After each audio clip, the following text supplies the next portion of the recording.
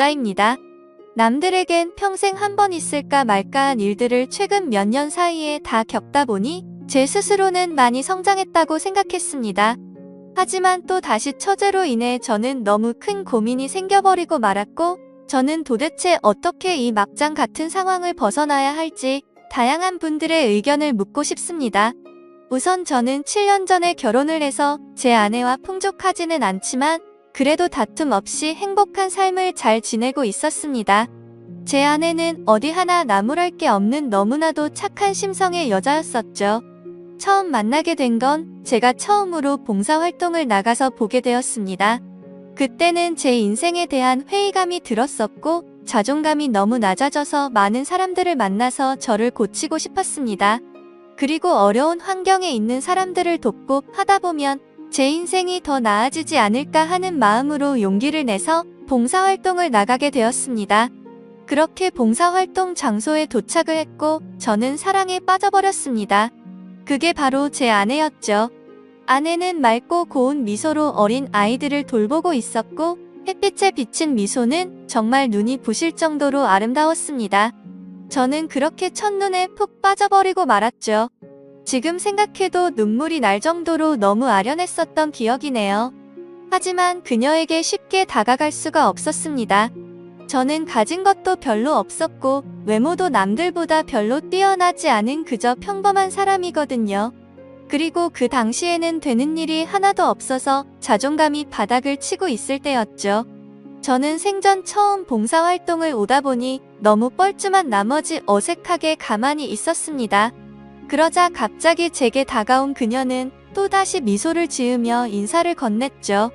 처음 오시냐고 물었고 그렇지 않아도 일손이 부족했는데 잘 부탁드린다면서 악수를 건네더군요. 손을 마주 잡는 순간 저는 제 인생을 이 여자와 평생 하고 싶다라고 생각을 했습니다. 하지만 생각만 그럴 뿐 저는 용기가 없었습니다. 그저 조용히 말도 없이 묵묵히 일만 했고 남자답지 못하게 숫기도 없었죠. 그렇게 봉사활동을 시작한 지도 3개월이 지나갔을 무렵 그녀가 제게 묻더라고요. 이렇게 꾸준히 나오시는 분이 드문데 정말 성실하신 것 같다더군요. 그러더니 언제 한번 식사라도 대접해야 하는데 라고 말을 하더라고요.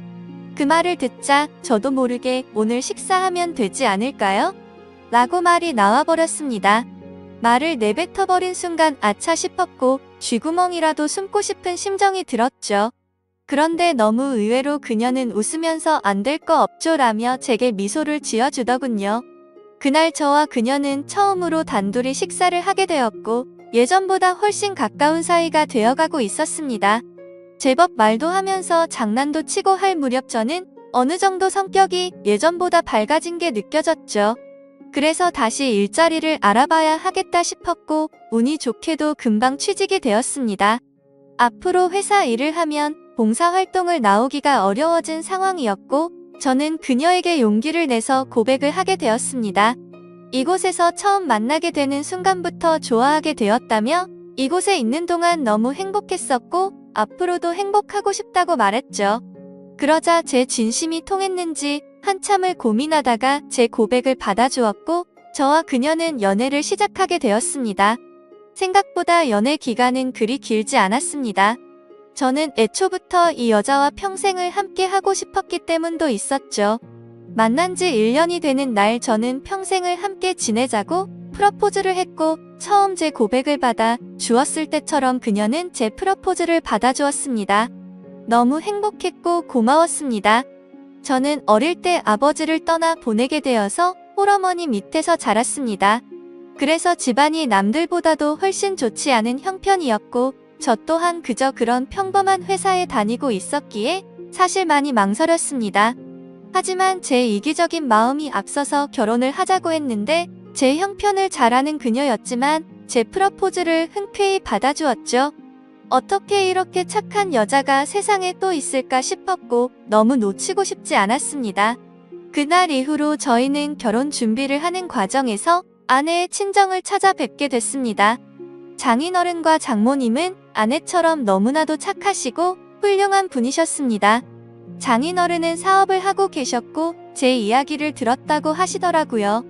어릴 때부터 아버지를 잃어서 그동안 아들로서 참 고생이 많았겠다며 당장 살 곳이나 이런 건 걱정 말고 행복하게 살아만 달라고 말씀하시는데 너무 감사해서 눈물이 날 뻔했습니다. 그런데 유독 집안에 돌연변이는 늘 있다고 하듯 아내의 친정에도 그런 사람이 존재하더군요. 제 아내는 저보다 5살이 어렸고 아내의 동생은 저보다 10살이 어렸습니다. 그 당시 20대 초반이었는데 아내와는 다른 분위기의 엄청난 미인상이더라고요. 알고 보니 어릴 때부터 외모가 출중해서 연예인 스카웃도 많이 받아봤고 미인 대회까지 나가서 입상을 할 정도로 훌륭한 미모였죠.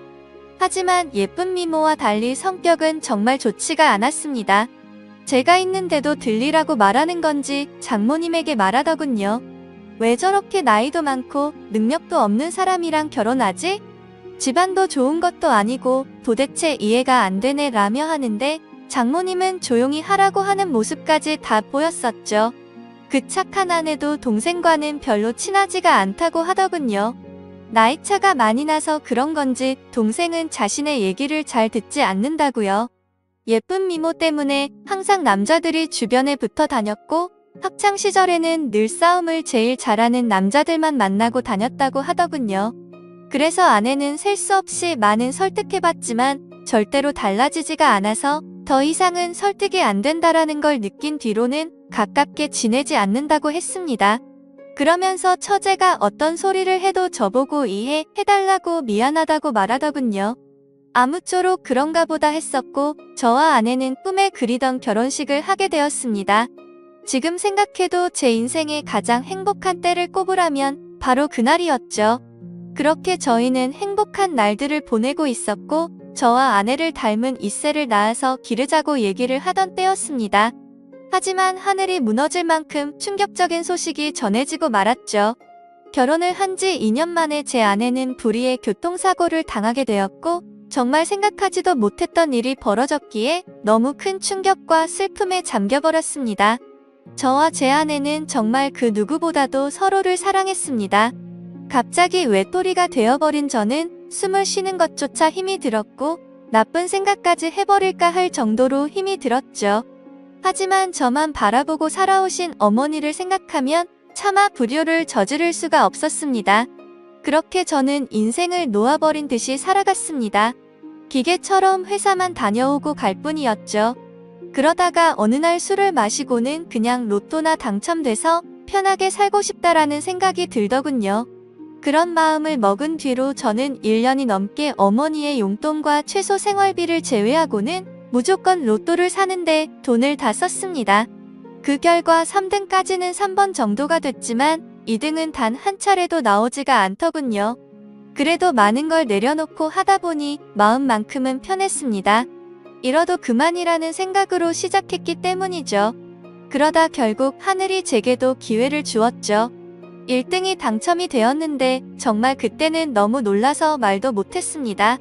솔직히 당첨금을 받으러 가는 날까지 잠도 한숨 제대로 못 잤고 매일 같이 꿈을 꾸는데 당첨이 안 된 것부터 시작해서 로또가 망했다는 뉴스까지 나오고 별의별 꿈을 다 꿨었죠. 아무튼 그런 걱정들은 무의미했고 결국 당첨금을 받게 되었죠. 세금을 다 떼고 보니 실수령액은 10억 5천만 원이라는 큰 돈을 얻게 되었습니다. 막상 그런 큰 돈이 생기니까 이걸 어디다 어떻게 써야 할지 감이 안 오더라고요. 하지만 가장 먼저 돈을 쓰게 된 곳은 제 아내의 납골당을 더 좋은 곳으로 옮긴 거였죠. 너무 슬펐습니다. 아내가 있었을 때 이런 좋은 일이 있었으면 원하는 걸 다 해줬을 텐데 싶어서 눈물이 펑펑 나더군요. 그날 이후로 저는 회사를 그만두게 되었고 제 어머니의 집을 조금 더 좋은 곳으로 옮겨드렸습니다.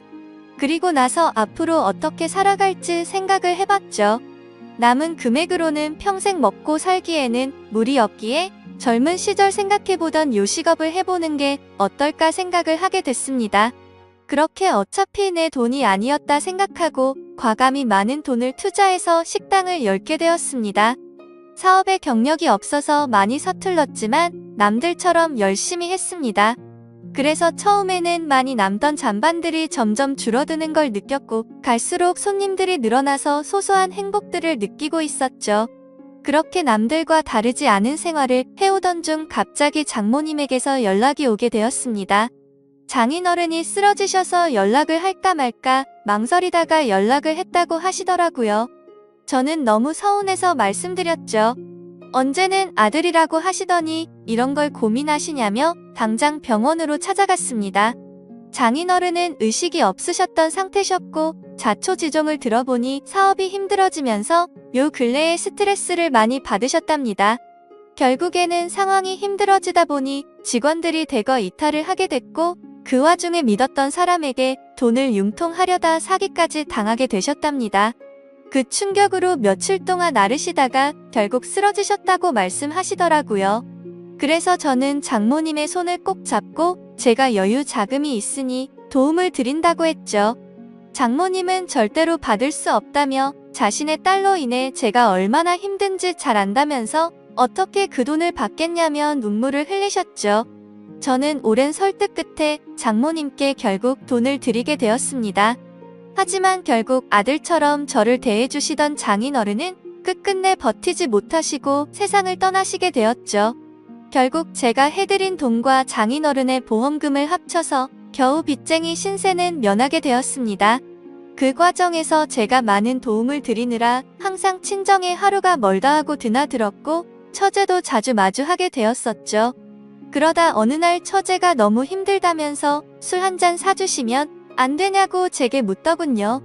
그래서 어려울 거 없는 부탁이었기에 처제와 저는 둘이서 술을 마시게 되었습니다. 한창 술을 마시다 술이 조금 취하니까 처제는 아내 얘기를 꺼내더군요. 언니에게 너무 못했던 게 매일 생각났고 시간을 되돌릴 수 있다면 잘하고 싶다고. 착한 언니를 왜 빨리 데려갔는지 하늘이 원망스럽다며 펑펑 울더라고요. 그러면서 예전에 제게 잘못했던 부분들도 너무 미안했다며 철이 없어서 했던 짓이지만 형부에게 상처를 준 걸 생각하면 자기 자신이 너무 밉다고 울면서 말하는데 그 말에 저는 처제의 진심이 너무 와닿았습니다. 그래서 그날 이후로 저는 처제를 다시 보게 되었습니다. 얼굴만 예쁠 뿐만 아니라 본래 성격은 역시나 부모님과 아내를 닮아서 착한 사람이었구나 라고 생각했죠. 그리고 나서 처제와 많은 대화들을 나누었습니다.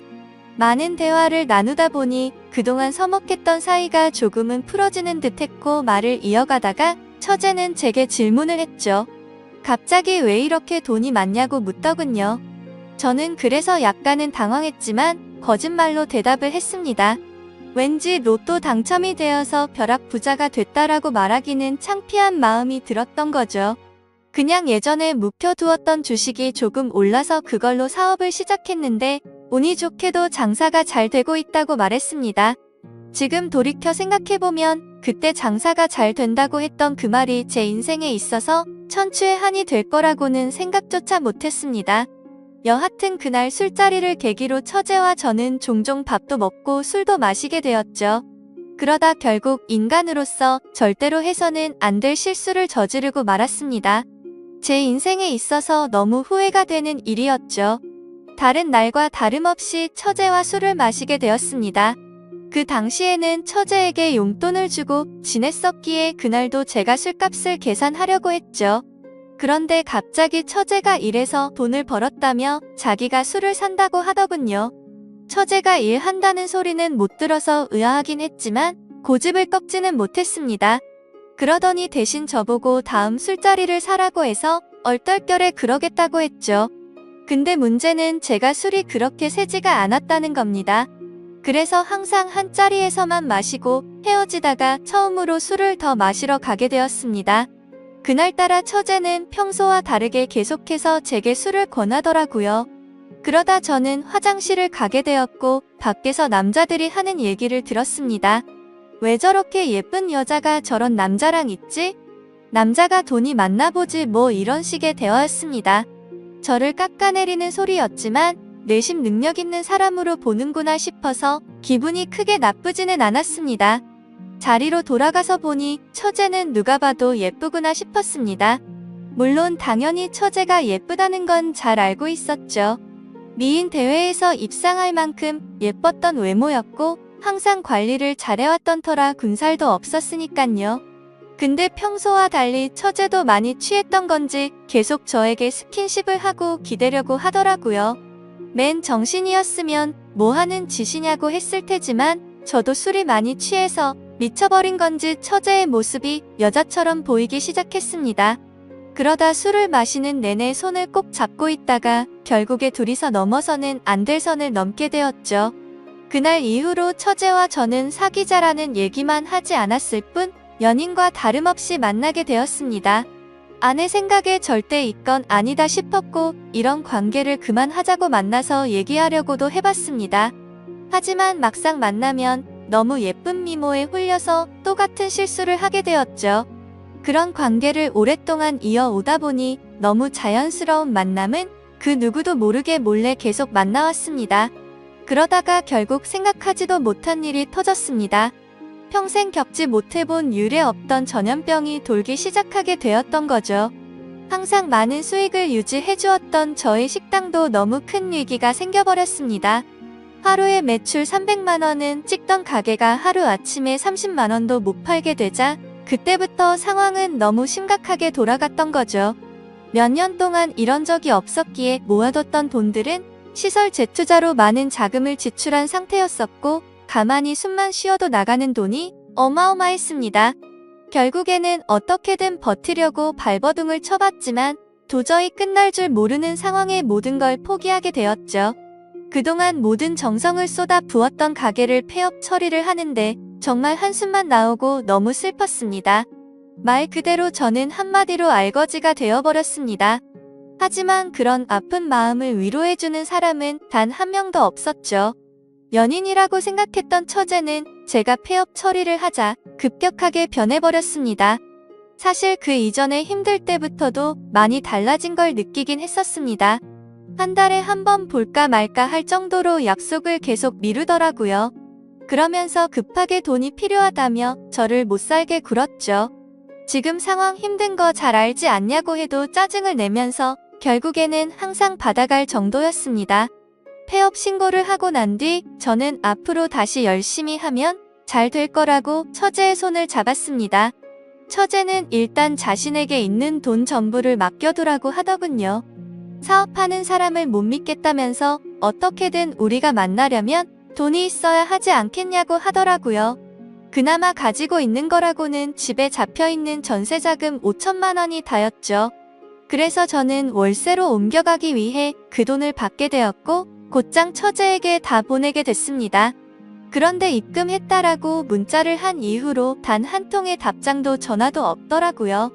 그렇게 몇 주가 흘렀고 저는 배신감에 치를 떨면서 도저히 이렇게는 못 넘어간다 싶어서 처제가 살고 있는 오피스텔 앞에서 한참을 기다렸습니다.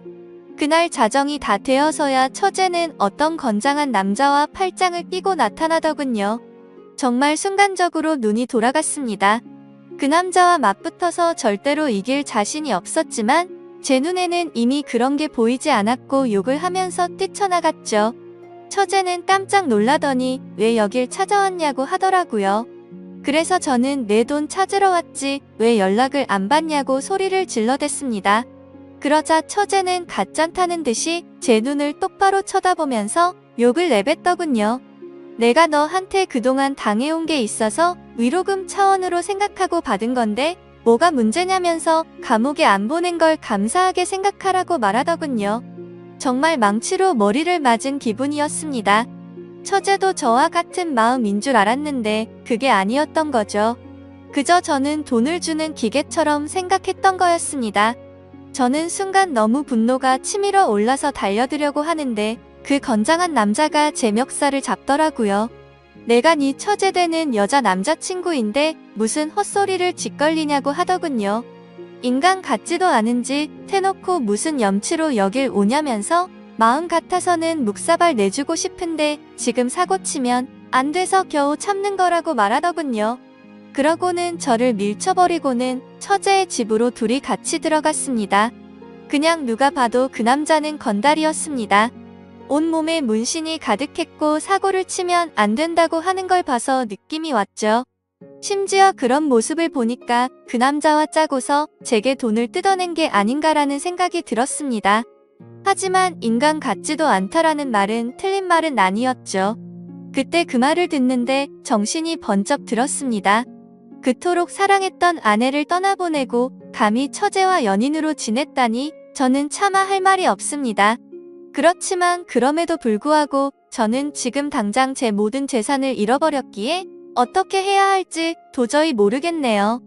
그 5천만 원으로 어떻게든 재기해보려고 했던 사업 미천이었는데 너무 절망적일 뿐입니다. 이런 경우에 법적으로 제가 다시 그 돈을 받아낼 방법은 전혀 없을까요? 그리고 솔직하게 말해서 돈도 돈이지만 이러면 안 되지만 처제가 그놈과 붙어 있을 걸 생각만 해도 너무 화가 나고 가슴이 터질 것만 같습니다. 한심한 질문이지만 제가 어떻게 하는 게 좋을지 많은 말씀 부탁드립니다. 감사합니다.